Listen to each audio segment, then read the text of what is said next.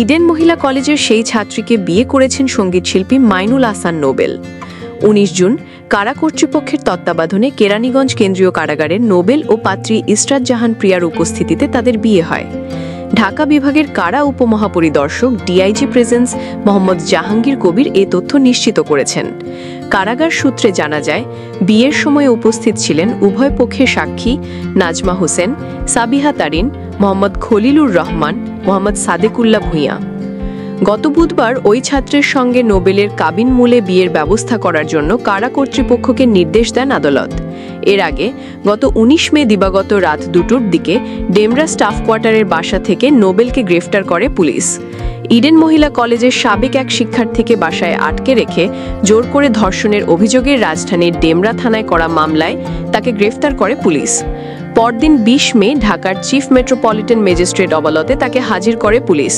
এ সময় মামলার তদন্ত শেষ না হওয়া পর্যন্ত তাকে কারাগারে আটক রাখার আবেদন করেন মামলার তদন্তকারী কর্মকর্তা। অপরদিকে নোবেলের আইনজীবী জামিনের আবেদন করেন। উভয় পক্ষের শুনানি শেষে ঢাকার মেট্রোপলিটন ম্যাজিস্ট্রেট জিয়াউদ্দিন আহমেদ তার জামিন নামঞ্জুর করে কারাগারে পাঠানোর আদেশ দেন।